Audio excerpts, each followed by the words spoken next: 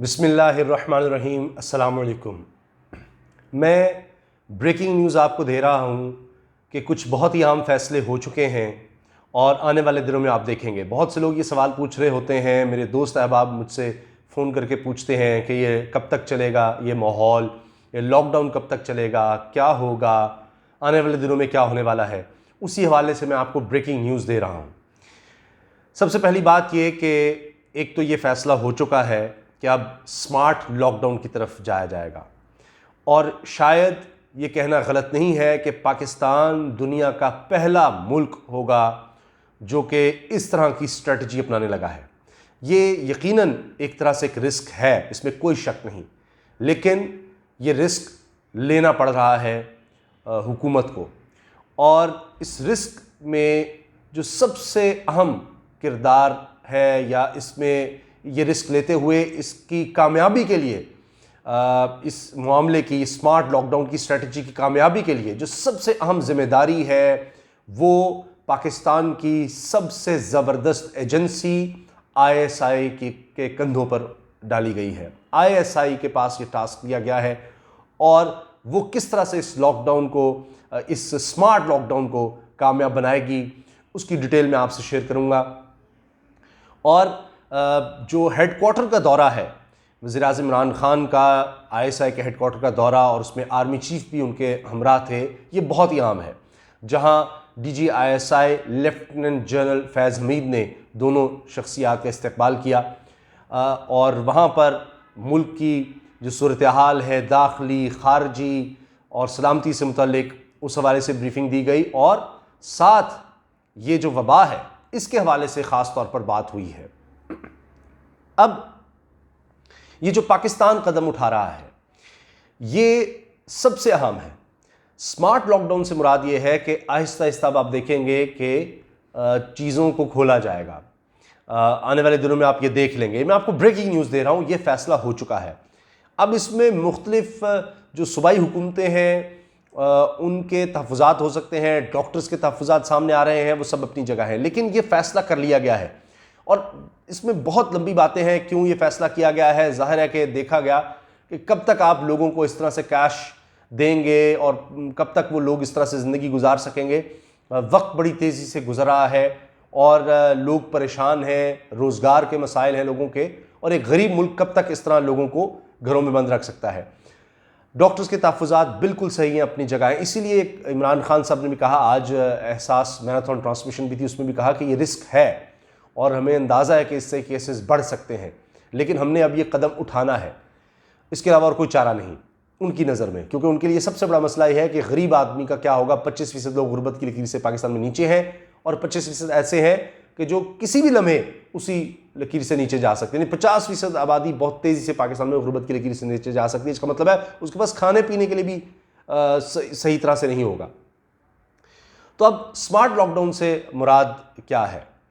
उससे मुराद ये है, और ये पाकिस्तान ये स्ट्रेटजी डेवलप कर रहा है, और ये स्ट्रेटजी चूँकि ISI ने एक ऐसा सिस्टम डेवलप किया हुआ है जो कमाल है, स्टेट ऑफ द आर्ट है, और उसी के ज़रिए उसने दहशतगर्दों को भी पकड़ा पूरे मुल्क में। जब रद्दुल फसाद हुआ उसके तहत अब भी कार्रवाइयाँ होती हैं कि लोग कहाँ कहाँ छुपे हुए हैं, तो उसके ज़रिए एक ट्रैक एंड ट्रेस सिस्टम एक बनाया गया है और ISI उसमें सबसे आगे खड़ी है कि आइडेंटिफाई किया जाएगा, देखा जाएगा कि कहाँ पर केस आया है और वो लोग किन किन से मिल चुके हैं, किन इलाकों में जा चुके हैं। तो ये पूरा, अब बहुत ज़्यादा डिटेल इसकी नहीं बता सकता क्योंकि कुछ चीज़ें खुफिया रखनी ज़रूरी होती हैं। तो कैमरों की मदद से, डाटा की मदद से, ये डिजिटलाइजेशन का दौर है, आपके पास फ़ोन का भी डाटा होता है, ट्रैवलिंग का होता है, तो उस सब की मदद से देखा जाएगा किस किस से मिल चुके हैं। अब जिस तरह मैं आपको आज की मिसाल अर्ज़ करूं कि पूरे मोहल्ले को सील किया गया, जिसमें एक ख़ानदान में तकरीबन 10 अफराद में तशख़ीस हुई इस बीमारी, तो पूरे मोहल्ले को ही सील कर दिया गया। तो यह है वहाँ उस हद तक, कर्फ्यू कह लें, लॉकडाउन कह लें, उस हद तक हो गया, उस गली तक, उस मोहल्ले तक। अब यह है स्मार्ट लॉकडाउन, लेकिन बाकी इलाका यानी कुछ हद तक नॉर्मल तरीके से चल सके, लोग अपनी ज़िंदगी की तरफ लौट सकें, तो ये चीज़ होगी। तो लिहाजा ISI पर जिम्मेदारी डाली गई है और इंशाल्लाह बड़ी उम्मीद है, हम सबको दुआ करनी चाहिए कि ये अल्लाह ताला इसमें हमारे इदारों को कामयाबी दे, क्योंकि ये पाकिस्तान ये पहला मुल्क है जो ये कदम उठा रहा है, ये रिस्क ले रहा है। और इसी तरह से शायद ही किसी और मुल्क में आपको ऐसी मिसाल मिलेगी कि वहाँ पर आपका प्राइम मिनिस्टर जो है वो मैराथन में बैठा है और अब तक तकरीबन 3.25 अरब रुपया इकट्ठा हो चुका है। और इस तरह से लोग अपनी मदद आपके तहत मुल्क के मुखिर हजरात मदद कर रहे हैं, आगे आ रहे हैं, ये सब कुछ किया जा रहा है।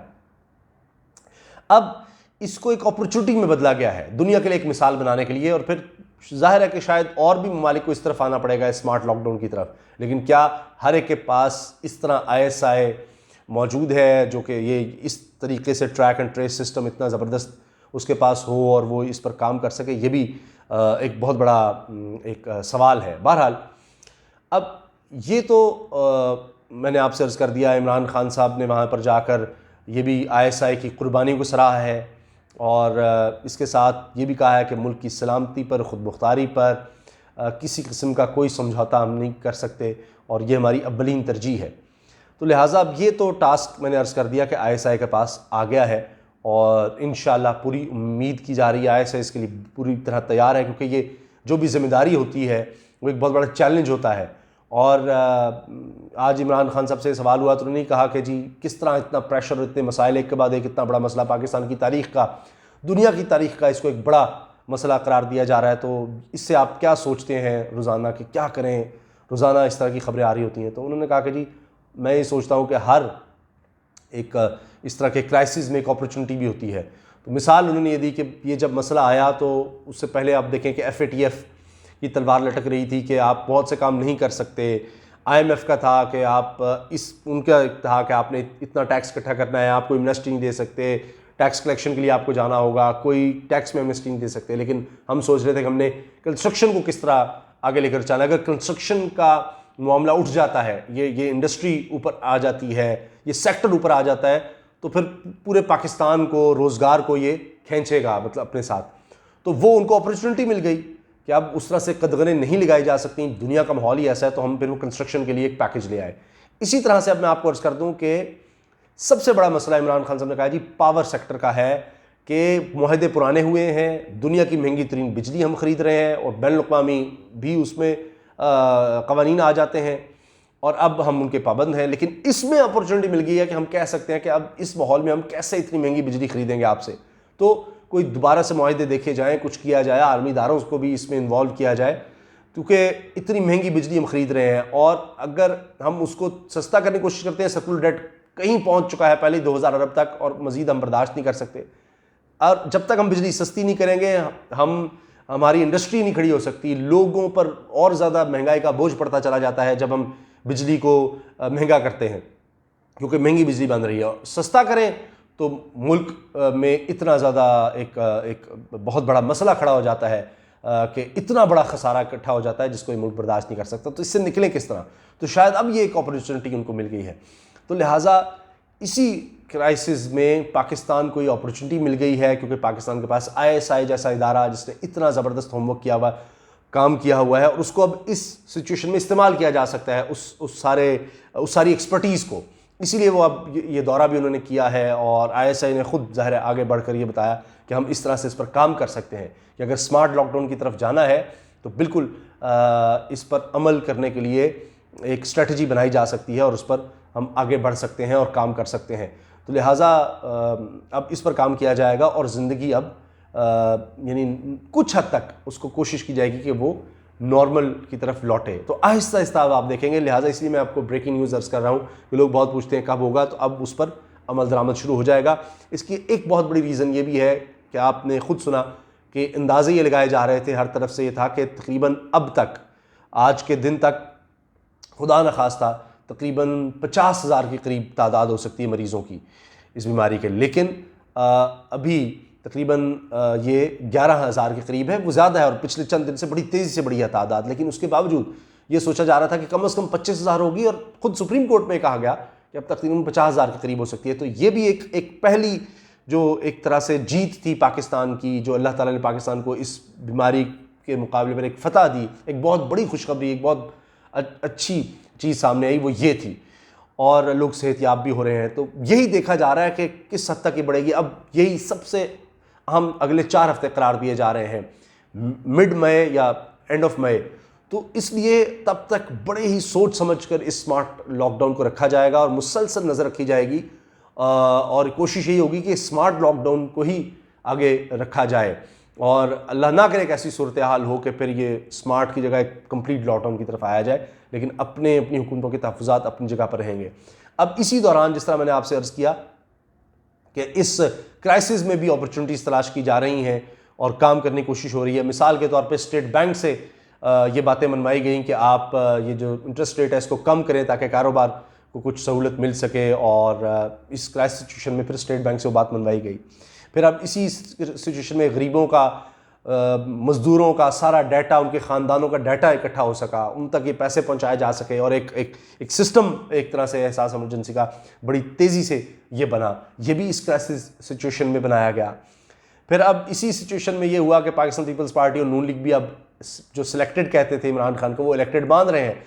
National command and operation centre बड़ा ज़बरदस्त एक बन गया है, जहाँ डेली हमारी सिविल और मिलिट्री क़यादत के एक अहम तरीन लोग बैठते हैं और डेली सिचुएशन को देखा जाता है। रोज़ाना तमाम मुल्क से डाटा और हर चीज़ को देखा जा रहा होता है। ये एक बहुत ज़बरदस्त एक बॉडी बनी, और इस तरह से यानी क्राइसिस से भी अब देखा जा रहा है कि किस तरह पाकिस्तान आगे बढ़ सकता है। तो पाकिस्तान अब इसमें एक तरह से कुछ चीज़ों में लीड रोल ले चुका है पूरी दुनिया में। WHO भी पाकिस्तान को सराह रहा है और भी बहुत से इस तरह के इस क्राइसिस सिचुएशन में भी काम हो रहे हैं। तो अब दुआएं करनी चाहिए कि क्योंकि बहुत लोग परेशान हैं, हमारे इर्द गिर्द शायद वो लोग ना हों, लेकिन ऐसे लोग हैं कि जिनकी ज़िंदगियां रुक कर रह गई हैं, बहुत परेशानी है उनको रोज़गार नहीं मिल रहा। तो ये 12,000 रुपये में वो कब तक गुजारा करेंगे 5 से 7 अफराद का अगर एक ख़ानदान है तो उसके लिए अब ये स्मार्ट लॉकडाउन की तरफ जाया जा रहा है। और सबसे अहम किरदार एक दफ़ा फिर इसमें भी ISI का है। तो अल्लाह ताला से दुआ करनी चाहिए कि अल्लाह ताला पाकिस्तान को महफूज रखे, पाकिस्तान को इसमें भी कामयाबी दे अपने वतन के लिए। अब ये बाबरकत सातें बस शुरू हैं और इनमें अल्लाह ताला से खूब दुआ करनी चाहिए कि इस बीमारी का पूरी दुनिया से खात्मा हो। इजाज़त दीजिए, अल्लाह हाफ़िज़। पाकिस्तान जिंदाबाद।